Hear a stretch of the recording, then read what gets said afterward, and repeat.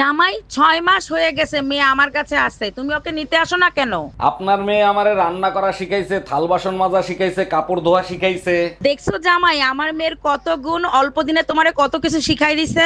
আমি এখন ঘরের সব কাজ করতে পারি, আপনার গুণধর মেয়ে আপনার কাছেই রেখে দেন। আচ্ছা, দুপুরে যে পায়েস খেলা, পায়েস কেমন হয়েছে সত্যি করে বলবা, আমার কসম। সর্বনাশ হয়েছে, সত্যি কথা বললে অশান্তি হবে, মিথ্যে কথা বলা যাবে না, কসম দিছে, কি করব। আরে কি হইলো, চুপ করে আছো কেন? বলো না কেন, বলো। তুমি কি জানো তোমার হাতের ছোঁয়া পেলে বিষও অমৃত হয়ে যায়? তুমিও না সব সময় একটু বাড়িয়ে বাড়িয়ে বলো। এই শুনছো? কই তুমি? আমার ফোনটা আমার কাছে একটু দিয়ে যাও না। এই তোমার ফোনে এত নোটিফিকেশন আসে কেন? কে মেসেজ করে তোমারে? সকালে একটা ছবি পোস্ট করছিলাম, সবাই কমেন্ট করতেছে কি খাইয়া এত সুন্দর হইলি। উত্তর দিয়ে দাও, সকালে স্বামীর মাথা খাই, সারাদিন স্বামীর রক্ত খাই। জানো, একটা বিষয় আমার মাথার ভিতরেই ঢুকে না, ম্যাগের ভিতর থেকে কেমনে বৃষ্টি বের হয়ে আসে। তোমার নানা তো মাঝি ছিল, উপরে গিয়েও নৌকা পায়, যখনই বইটার খোসা লাগে তখনই ওইখান থেকে বৃষ্টি পড়ে। ও আচ্ছা, এইবার বুঝছি বৃষ্টির সাথে বিদ্যুৎ কেন চমকায়।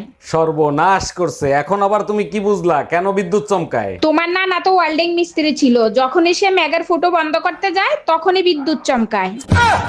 এই তোমার কেস কি করব? তুমি তো পড়ো না, গরিব মানুষকে দান করে দিবাও। গরিব মানুষের দেওয়ার কি দরকার? আমার ছোট ভাই আবুল আছে না, আবুলরে দিয়ে দাও। আচ্ছা, তুমি তো নতুন ফোন কিনবা, তা তোমার পুরান ফোন কি তোমার ভাই আবুলরে দিয়ে দিবা? তুমি তো জানো কোনো জিনিস আমি 2 বছরের বেশি ব্যবহার করি না, সবই তো আমার ভাইরে দিয়ে দিই। অরুণ ভাই, ফাও দরদ দেখাইতে আইসেন না। বিয়ে করছেন 5 বছর হয়েছে, এখনো কি বউ পুরনো হয় নাই?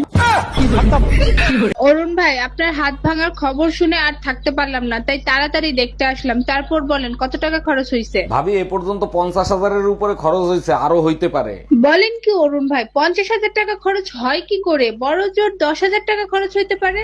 ওষুধপত্র দিয়ে 10,000-ই খরচ হয়েছে, বাকি 40,000 আপনারা যারা আমারে দেখতে আসছেন তাদের চা নাস্তার পিছনে খরচ হয়েছে। ভাবি, শুনলাম আপনি নাকি আইফোন 17 ম্যাক্স প্রো নিছেন। জি অরুণ ভাই, ঠিকই শুনছেন, অনেক কষ্ট হয়েছে নিতে। কষ্ট তো হবেই, আপনার জামাই যে কিপটা কুত্তে আগে না খিদার বয়তে, তার টাকা কিভাবে বের করলেন? আমার বান্ধবী তাকু আছে না, ও তো ডাক্তার, ওর কাছ থেকে অপারেশনের সব যন্ত্রপাতি নিয়ে আসছি। আপনার ভাইরে শুধু জানান দিছি, তুমি শুধু রাতে ঘুমাও, সকালবেলা উঠে দেখবা একটা কিডনি নাই।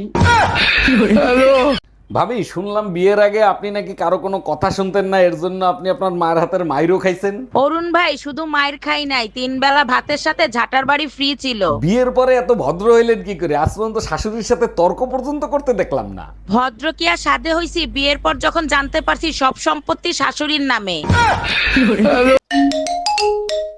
হ্যালো। জামাই, তুমি নাকি আর একটা বিয়ে করছো, কথা কি সত্য? আরে আম্মা জান, আপনি মানুষের কথায় কেন কান দেন? মানুষ তো কত কিছুই বলবে। মানুষের কথায় কান দিনে তোমার শ্বশুর দেখছে তুমি নাকি আর একটা বিয়ে করছো। আম্মা জান, আপনার মেয়ে হলো আমার আসল বউ, আর শ্বশুর যেটা দেখছে সেটা হলো আমার ধর্মের বউ।